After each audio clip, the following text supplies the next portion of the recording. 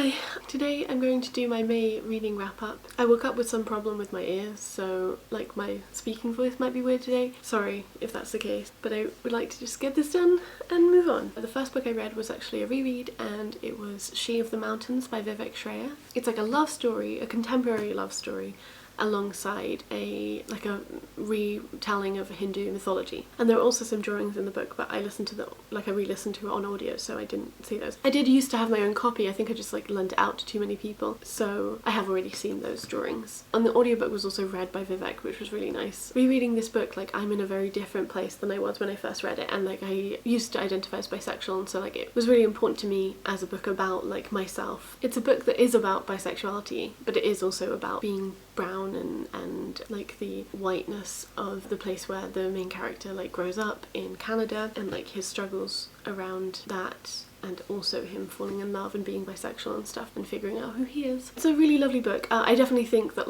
it just means a bit less to me than it did when I first read it, because I'm not bisexual, but it was nice to read across these 5 or 6 years and kind of see where past me got comfort and validity from. The next book I finished was A Ghost in the Throat by Doran Need Griffer. And me and Amanda of Butch Poetics talked about this in a video where we talked about the Republic of Consciousness Prize, which this was shortlisted for, and we were both kind of it's not that good though.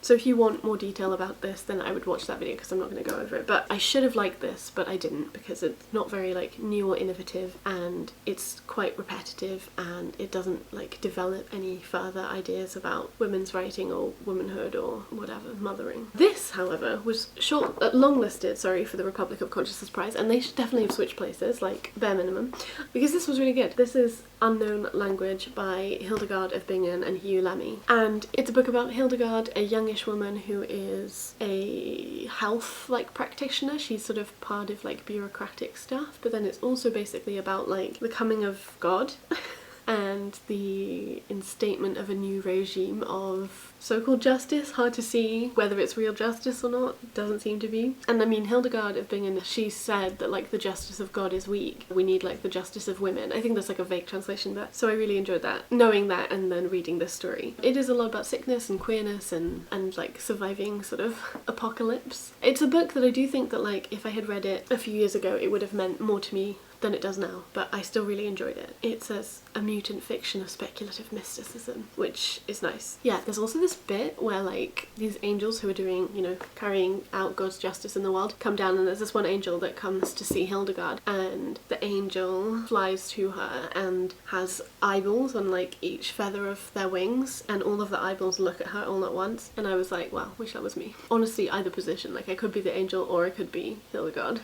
Right, then I read Marie by E.M. Forster, another book that I have spoken a bit about already because it was in my 5-star predictions video, and then also the recent wrap-up that I just did for that. And this is lovely. It's about Maurice, and it's kind of just charting his journey with himself and with other people, so falling in and out of love, education, growing up, trying to figure out what you want in life and your desire. The ending is probably my favourite part of it, but the whole thing is just so beautiful and so Forster. I love this a lot, and it's made me really think a lot, and I'm gonna have to think even more because I haven't decided about what my favourite E.M. Forster book is, because I would have told you before reading this it was Howard's End, and now I'm is this better than Howard's End? I'm not sure if it is, but it could be, but I'm not sure if it is. Stay tuned for when I figure that out. Would recommend this for sure. The next book I read was The Employees by Olga Ravin, and as you can potentially tell if you watch my May TBR, I've been doing pretty well with it. Sorcerer to the Crown, a book that I said I wanted to read this month, they said they would get in on the library as an audiobook for me in June. Yeah, so this is The Employees, a workplace novel of the 22nd century, and it's a very short book. It has these kind of statements, some of them shorter than others, and they're all kind of interviews with a crew on the 6000 ship, which has human and humanoid workers, and that distinction is something that they make in the book. So it's very much about those kinds of distinctions, those kind of binaries of human, humanoid, but it's also about objects and objecthood and relationships with space and people, or humans or non-human beings, and also objecthood in a way that I really liked, and as somebody who loves objects and like feels deep connections to them and with them and around them. I really like this. I found it kind of charming. It's not like a 5-star book or anything, and it is just quite like slim. Like I don't feel like you can necessarily get that much out of it. But at the same time, like, it was still really lovely, and I liked how it represented a kind of like really tactile sci-fi. I think if you're looking for like short sci-fi books, then this is like fun, and it's also quite artsy because like it was based around an art exhibition, which I did look up, which I didn't think was that good. Like I feel like this is better than that, but obviously I didn't go to the space, and I didn't get to share in the space in the way that like is part of the art exhibition, so obviously, you know. Next I read Shadow and Bone by Leigh Bardugo on audio, and I obviously did this because I watched the Netflix adaptation and I quite enjoyed it, and then I was like, everybody's reading these, I'll join in. I mean, that was fine, and I wasn't really expecting it to be great, but I did not like this very much, and I don't really understand where people are saying that like it's good. Like, you know, it's fine, it's not terrible, and like it could be worse, but there are lots of like tropes. All the changes that they made in the Netflix adaptation to specifically Alina's storyline were good, in my opinion. Also, I think it's like really weird that people are super into the Darkling. Like in the book, he's absolutely fucking nothing. Like he's not even a compelling villain. He's just nothing. It wasn't very good. I did enjoy the Netflix adaptation, so I would just recommend that. And I'm pretty sure I will not be continuing with the series, like that. I don't think there's any point. The next book I read, also on audiobook, was The Vegetarian by Han Kang, and like translated by Deborah Smith. I think it was Deborah Smith. The only reason I read this was because it was being read out loud to me. I would not have done it if it wasn't. It's not like that it's a bad book, it's just like a really difficult book, and I didn't enjoy it at all. Don't really want to talk about it much, and yeah, it was just made me feel really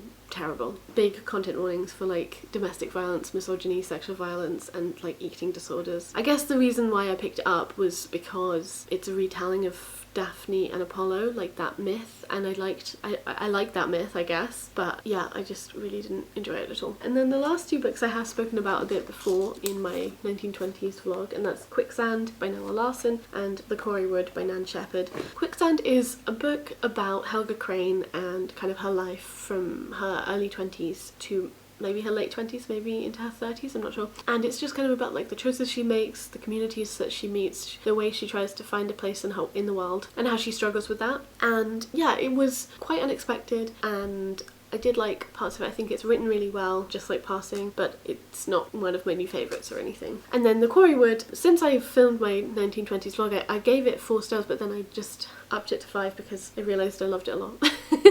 And I think for me it was a 5-star book. But yeah, The Corey Wood is just like a coming of age book about Martha, who wants to go to university and study. She is a lonely and passionate character, and I felt very connected to her as a result of that. I think the book gives off like grown-up Anne of Green Gables vibes, so if you're looking for something like that, then I think you might really enjoy this. And I also feel like maybe there's glimmers of kind of like a Room with a View type of storytelling in terms of the relationship between like young and older women. Spinsterhood is also like a very key topic, and Aunt Josephine, who's actually Martha's great aunt, is like a really important presence in this book, and I really like that. Obviously on actual spinster.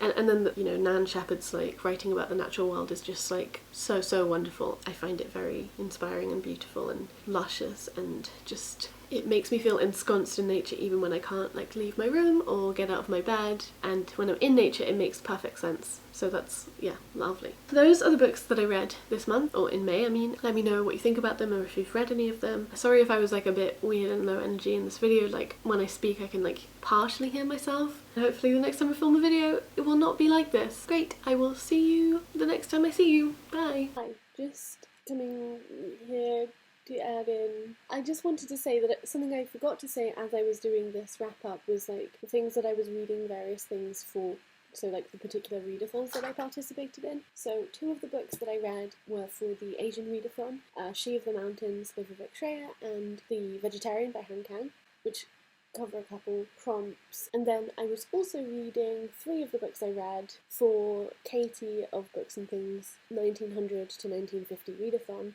So those were Maurice, which was from 1913/14, Quicksand from 1928, and also The Corey Wood from 1928 as well. But I think that's pretty successful for me in terms of like follow through. I'll leave links to like the people who were hosting those readathons in the description box, but yeah. Also, I will put a link here to, or maybe here, whatever side, to the announcement video I just made for a summer reading project called Summer with Sylvia, in case you're interested in reading any Sylvia Townsend Warner books with me. Okay, bye!